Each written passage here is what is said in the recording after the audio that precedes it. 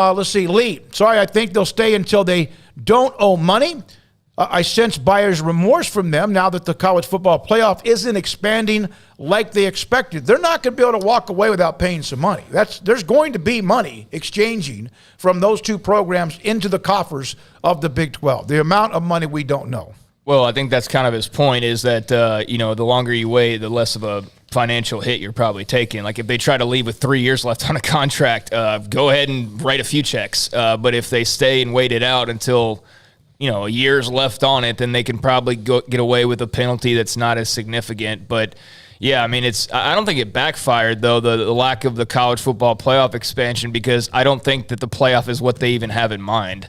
I don't think that them joining the SEC has anything to do with the playoff. It has everything to do with brand and money and security and those types of things. So yeah, I don't think that backfires on them. And the playoff is going to expand at some point. I mean, that's inevitable. Yeah. So, maybe if it doesn't for the next couple of years and they're not in there anyways, it doesn't really affect them any differently than it would if they were in the SEC. So I think they have 0% buyer's remorse at this point and are really just trying to figure out, when they can jump. Well, I think the only fans that would have even remote the fans might have buyer's remorse a little bit, but the administrations don't. I think Oklahoma fans probably legitimately have some righteous trepidation there in that, look, they've been winning the conference most every year of this thing. Why would you leave it?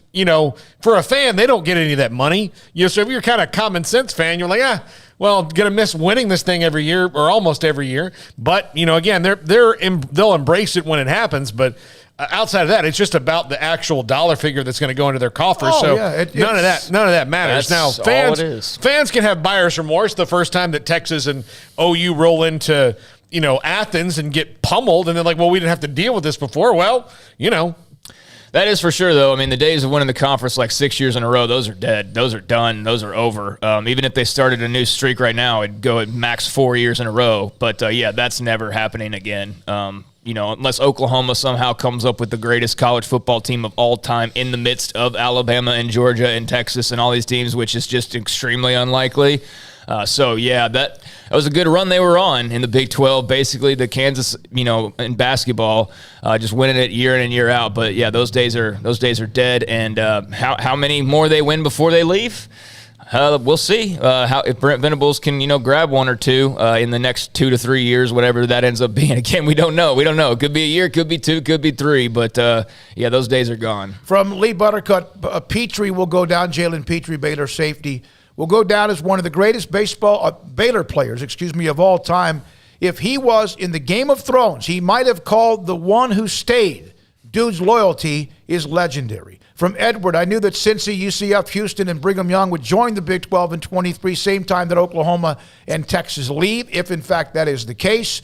And then Lee, again, Scotty, I don't think that those two, Texas and Oklahoma, leave until they don't owe money. I mentioned that, a sense of buyer's remorse from them. I don't think they have buyer's remorse. I think both of them are ready for the SEC. I think both of them are excited about it. But, there's some reality there along the way. And most fans, it's maybe different from Oklahoma fans than it is from Texas fans.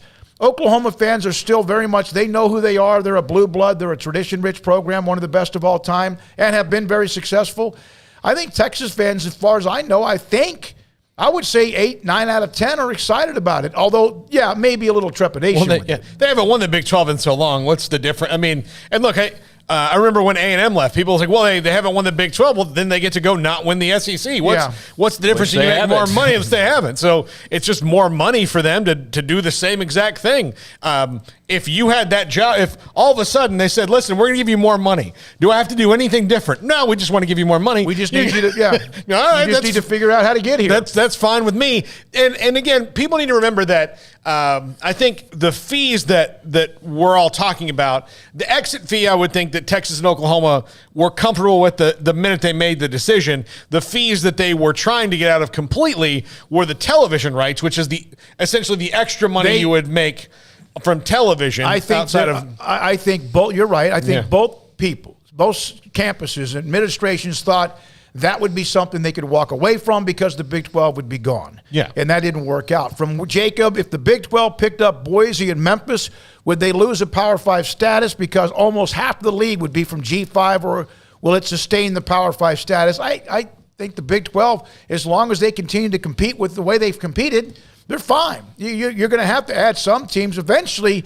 if they remain with 5 Power 5 conferences. Then if anyone else expands, unless they steal from somebody else, it's going to have to come from the group of 5 teams as well. And then for Mike and then Craig, Texas just hopes they can restart the shot clock at another conference. And that's a pretty good, they hope they can reset things and maybe get a breath of fresh air themselves. Yeah, I'm trying to remember everything we just touched on there. The Power 5 thing, I think is what you've talked about that quite a bit. Yeah, I mean, but going back to Texas and OU, I mean, again, everybody's just kind of guessing, assuming, and we have no idea what they're going to do. Right now, they are in the conference until 24-25. They are under contract, their rights, until 24-25. They could pay that fee, somehow get out of the Big 12 and go to the SEC next year, and guess who still owns their rights?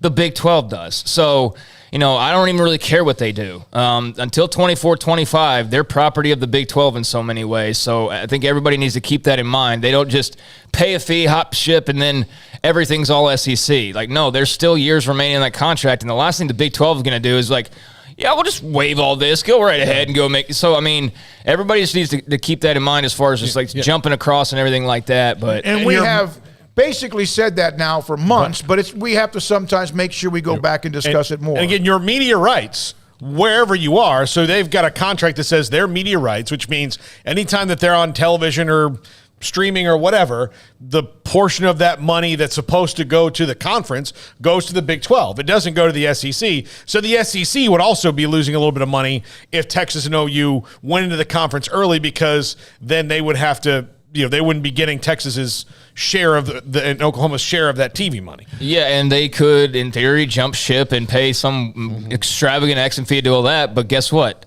Their rights still belong to the Big 12 for the 24-25. So I don't see that changing, even with the change in the Big 12. And then what were a couple of the other things?